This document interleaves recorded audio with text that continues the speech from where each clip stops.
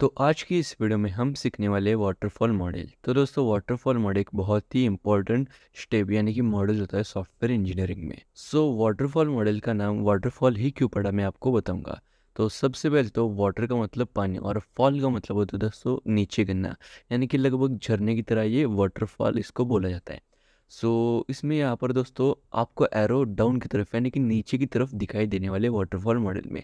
इसलिए इसका नाम वाटरफॉल मॉडल रखा गया है, यानी कि झरना सिर्फ नीचे की तरफ बहता है, नीचे बहा हुआ पानी कभी भी ऊपर नहीं आ पाता, इसलिए वाटरफॉल इसको बोला गया है। वाटरफॉल मॉडल में सबसे पहली स्टेप आती है दोस्तों फिजिबिलिटी टेस्टिंग। अगर आपको एग्जाम में ये मॉडल पूछा जाए तो आप फिक्स ये डायग्राम निकाल लेना, आपको आधा एक या फिर 1.5 मार्क ज़रूर मिल जाएगा। सिंपली फर्स्ट स्टेप है दोस्तों फिजिबिलिटी स्टडी। तो दोस्तों फिजिबिलिटी स्टडी में होता है कि मान लो कि आप मतलब एक कस्टमर और डेवलपर को आपको प्रोजेक्ट देना है।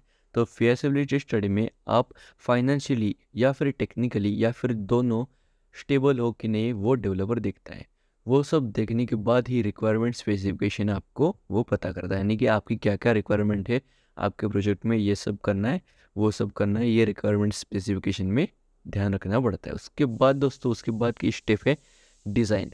ये दो स्टेप तो ये दो मेन स्टेप होने के बाद आती है मेन थर्ड स्टेप डिज़ाइन।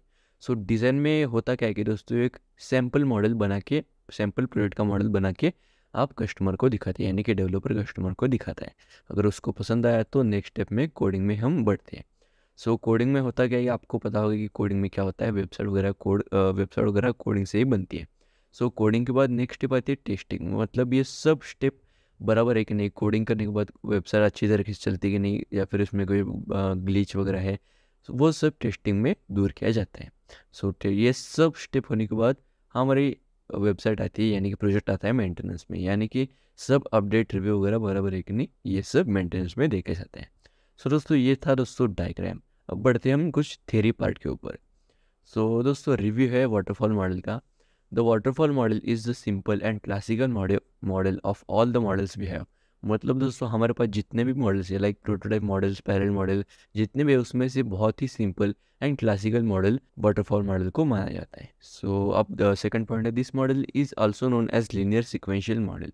मतलब दोस्तों इसको और एक नाम से पुकारते हैं लीनियर सिक्वेंशियल मॉडल, क्योंकि दोस्तों इसमें दोस्तों एरो सिर्फ और सिर्फ नीचे की तरफ जाता है, ऊपर नहीं आता है, इसलिए दोस्तों इसको लीनियर सिक्वेंशियल मॉडल भी हम बुलाते हैं। उसके बाद दोस्तों थर्ड पॉइंट है, this model is theoretical model not a practical model. मतलब दोस्तों इसमें सब जो भी प्रक्रिया होती है वो सब थ्योरेटिकल मॉडल आती है, किसी भी यहाँ पर कोई भी प्रैक्टिकल नहीं होता, इसलिए इसको थ्योरेटिकल मॉडल भी बोला जाता है, not a practical model. Okay दोस्तों, फोर्थ पॉइंट है, in this model each and every phase must be completed before moving to the next phase. तो दोस्तों इसका मतलब ये है कि मान लो कि यहाँ पर मैंने डिज़ाइन का काम हाथ में लिया, ये दोनों प्रोसेस कंप्लीट हो चुके, मेरा डिज़ाइन का काम मैंने हाथ में लिया। मेरा डिज़ाइन कंप्लीट होने के बाद ही मैं यहाँ पे कोडिंग में बढ़ सकता हूँ। ऐसा नहीं कि डिज़ाइन आधा रखूँगा फिर कभी करूँगा, पहले कोडिंग करके देखो, ऐसा नहीं होता दोस्तों। डिज़ाइन होने के बाद ही आप कोडिंग पे मूव कर सकते हैं। अभी हमारा ये दोस्तों fifth step, this model is suitable for the small project where the technical issues are clear. मतलब दोस्तों इसका मतलब ये है कि सिर्फ और सिर्फ स्मॉल प्रोजेक्ट या फिर सिंपल प्रोजेक्ट में हम इस मॉडल को यूज़ कर सकें। ऐसा नहीं कि अमेजोन की वेबसाइट में इसका यूज़ कर दिया, फ्लिपकार्ट में इसका यूज़ कर दिया, ऐसा नहीं होता दोस्तों। आपको सिंपल स्मॉल प्रोजेक्ट यहाँ पे रखना होता है। उसके बाद दोस्तों सिक्स स्टेप ये है कि at the end of each phase the review will be take the place. मतलब दोस्तों मान लो कि अगर मेरा कोडिंग फेज कंप्लीट हो चुका है, उसके बाद मैं एक रिव्यू स्टेप लेने वाला हूँ। मतलब कोडिंग सब बराबर है कि नहीं, सब अच्छा है तरीके से चल रहा है कि नहीं, इसलिए एक रिव्यू किया जाता है, यानी कि सब स्टेप में सब एक एक स्टेप कंप्लीट होने के बाद रिव्यू किया जाता है। ये बहुत ही इंपॉर्टेंट स्टेप होता है दोस्तों। उसके बाद दोस्तों बढ़ते हैं हम advantages of waterfall model.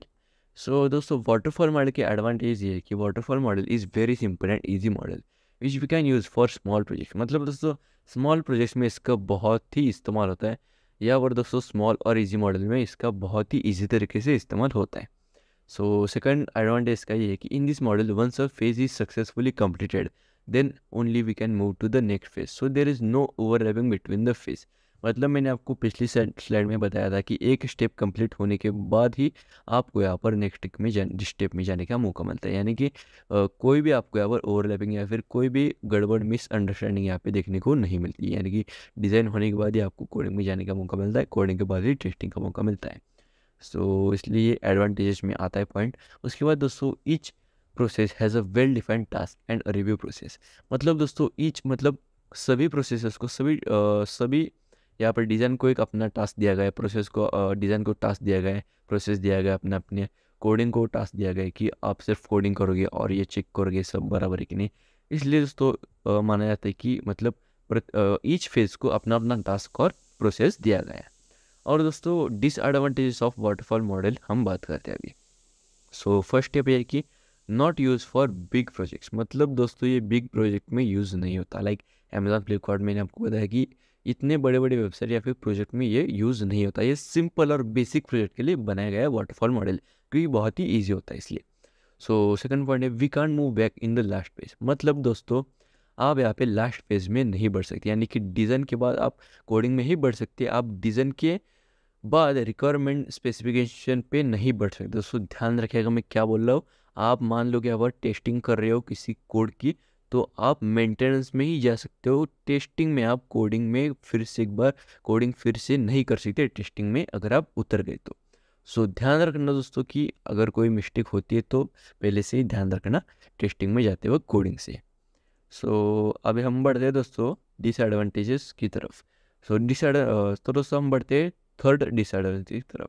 This model contains high risk. तो दोस्तों मैंने आपको बता दिया कि इसमें रिस्क क्यों होती है, क्योंकि दोस्तों हम पीछे नहीं बढ़ सकते। आगे जितना चाहो उतना जाओ, लेकिन पीछे नहीं आ सकते। इसलिए दोस्तों कभी कभी क्या होता है कि किसी भी एक स्टेप में गड़बड़ हो जाती है, और वो हमारे ध्यान में तब आता है जब हम नेक्स्ट स्टेप में बढ़ जाते हैं। सो इसलिए दोस्तों बैक आना बहुत ही मुश्किल है, यानी कि असंभव ही है बैक आना। सो इसलिए दोस्तों इसे माना जाता है कि एक रिस्क टेकिंग मॉडल है।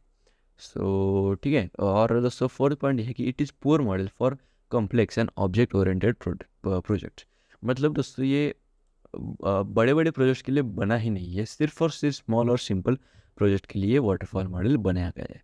कोई भी इसका इस्तेमाल हाई मतलब कि कॉम्प्लेक्स और ऑब्जेक्ट ओरिएंटेड प्रोजेक्ट में नहीं कर सकता, क्योंकि बहुत ही गड़बड़ हो जाती है इसलिए।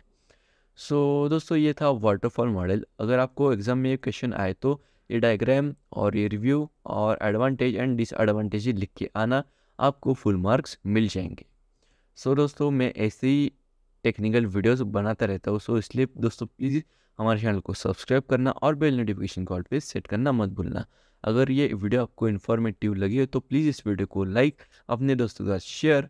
और दोस्तों मिलता हूँ मैं ऐसे ही इंटरेस्टिंग टॉपिक के साथ अगली बार। तब तक के लिए टेक केयर।